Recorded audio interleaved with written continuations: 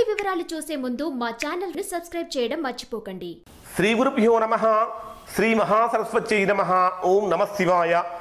Narayana Shastri astrology official channel వీక్షిస్తున్నటువంటి ప్రేక్షక మహాశీలకు స్వాగతం, సుస్వాగతం.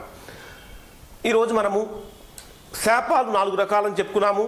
వాటిలో దేవతల శాపం మనకు ఉంటుందా, దేవతల శాపం అనేటటువంటిది జాతక చక్రంలో తెలుసుకోవచ్చా, దానివలన మనకు ఎలాంటి ఫలితాలు కలుగుతాయో తెలుసుకుందాం. ఈ తెలుసుకోవటానికంటే ముందు, ఈ వీడియో చూడటానికంటే ముందు ఈ ఛానల్ సబ్స్క్రైబ్ చేసుకోండి. సబ్స్క్రైబ్ చేసిన వెంటనే బెల్ సింబల్ కనిపిస్తుంది, బెల్ సింబల్ కూడా టచ్ చేయండి. దేవతల శాపం. ఈ దేవతల శాపం అనేటటువంటిది మానవ జీవితం మీద ఏ విధంగా పనిచేస్తుందంటే, ఈ దేవతల శాపము వలన మనకి ఉన్నట్టుండి అకస్మాత్తుగా ఉన్నటువంటి ఆస్తి మొత్తము పోతుంది. అంటే నిన్నటి వరకు చాలా బాగా ధనాన్ని సంపాదించినటువంటి వ్యక్తులు, సమాజంలో బాగా పేరు ప్రఖ్యాతులు కలిగినటువంటి వ్యక్తులు, బాగా పలుకుబడి ఉన్నటువంటి వ్యక్తులు, అన్నీ ఉన్నాయి, నాకేమీ తిరుగులేదు అనేటటువంటి భావంతో ఉన్నటువంటి వాళ్ళందరూ కూడా ఎప్పుడైతే ఆ దేవతల శాపం అనేటటువంటిది కలుగుతుందో, ఆ దేవతల శాపం కలిగినందువలన ఆ దేవతల శాపం కనుక ఉన్నట్లయితే ఒక్కసారిగా బండ్లు ఓడలు అవుతాయని మనకు ఒక సామెత ఉంది. ఆ విధంగా ఉన్నది మొత్తము ఒక్కసారిగా ఊడ్చుకుపోయిందా అన్నట్టుగా మొత్తం 0%కి వచ్చేస్తారు.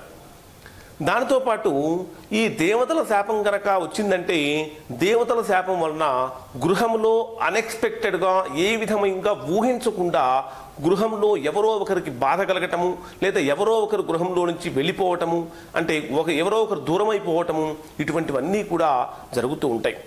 ఈ దేవతల శాపం కనుక ఉన్నట్లయితే, ఈ దేవతల శాపం వలన మనము తెలిసి చేసినటువంటి పూజల కన్నా కూడా, తెలిసి మనం పూజలు చేస్తూ ఉంటాం, అలానే మనకు తెలియకుండా రకరకాలైనటువంటి పాపాలు కూడా చేస్తూ ఉంటాం. అది పాపం అని మనకు అప్పుడు తెలియకపోవచ్చు. మనము తెలియక చేసేటటువంటి పాపాల వలన మన సంతానం అనేటటువంటిది పూర్తిగా ఎక్కి రాకుండా అధోగతి పాలవటానికి దేవతల శాపమే ప్రధానమైనటువంటి కారణం. మరి ఈ దేవతల శాపం రావటానికి ప్రధానమైనటువంటి కారణం ఏమిటంటే, మన జాతక చక్రంలో ఉన్నటువంటి నవగ్రహ సంచారాన్ని కనుక తీసుకున్నట్లయితే, ఈ నవగ్రహ సంచారాన్ని కనుక చూసినట్లయితే జాతక చక్రంలో అది బహిర్గతం అవుతుంది, దేవతల శాపం ఉన్నదా లేదా అనేది.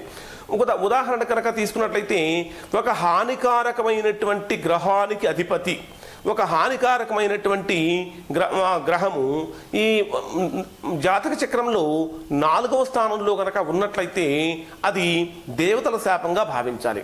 లేదా ఒక హానికారకమైనటువంటి గ్రహం అంటే అది 4th స్థానాధిపతి అయినటువంటి గ్రహం కనుక లగ్నానికి 12వ స్థానంలో కనుక ఉన్నట్లయితే అది కూడా దేవతల శాపంగా ఉందని భావించాలి. అంటే మనకి 4th స్థానం అనేటటువంటిది ఎందుకు చెప్తున్నానంటే, జాతక చక్రంలో 4వ స్థానానికి చాలా ప్రాధాన్యత ఉంది. ఈ 4వ స్థానం అనేటటువంటిది అత్యంత ప్రధానమైనటువంటిది. మనిషి యొక్క, మానవుడి యొక్క సుఖాన్ని, సంతోషాన్ని, రకరకాలైనటువంటి భోగాలను, వీటన్నిటినీ కూడా మనకు 4th స్థానమే తెలియజేస్తుంది. 4th స్థానంలో మన యొక్క విద్య ఉంటుంది, 4th స్థానంలో మన యొక్క భోగం ఉంటుంది, మన గృహం ఉంటుంది, మన ఆస్తులు ఉంటాయి, మన జీవితం ఏ విధంగా సాగాలో ఏ విధంగా సాగకూడదో మొత్తం కూడా జాతక చక్రంలో ఉన్నటువంటి 4th స్థానమే నిర్దేశిస్తుంది. ఒక హానికారక గ్రహం గనక జాతక చక్రంలో 4వ స్థానంలో కనుక ఉన్నట్లయితే ఖచ్చితంగా అది దైవ సంబంధమైనటువంటి శాపమే. ఈ దైవ సంబంధమైనటువంటి శాపం కనుక కలిగితే, మనం ఇంతకుముందు చెప్పుకున్నాం రకరకాలైన సమస్యలు వస్తూ ఉంటాయని, ఆ సమస్యలు కలుగుతూ ఉంటాయి. ఎవరైతే అటువంటి సమస్యలతో కనుక బాధపడుతూ ఉంటారో, మీ జాతక చక్రంలో హానికారకమైనటువంటి గ్రహం 4వ స్థానంలో ఉన్నదేమో చూసుకొని, అది ఏ గ్రహం ఉంది, దానికి తగ్గ విధంగా కనుక పరిహారం చేసుకుంటే దైవ శాపం నుంచి మనం విముక్తులం అవుతాము. తద్వారా మరలా మన అభివృద్ధికి ఆటంకం లేకుండా చక్కగా ముందుకు వెళుతూ ఉంటుంది. ఇది దేవతల యొక్క శాపం. ఈ వీడియో కనుక మీకు నచ్చినట్లయితే ఈ సింబల్ మీద టచ్ చేసి లైక్ చేయండి. మరిన్ని వీడియోల కోసం Narayana Shastri astrology channel subscribe చేసుకోండి. మీ బంధువులకి, మిత్రులకి అందరికీ కూడా ఈ వీడియోలు షేర్ చేయండి. వారిని కూడా సబ్స్క్రైబ్ చేసుకొని షేర్ చేయమని చెప్పండి. Narayana Shastri astrology official channel వీక్షించినందుకు ధన్యవాదాలు.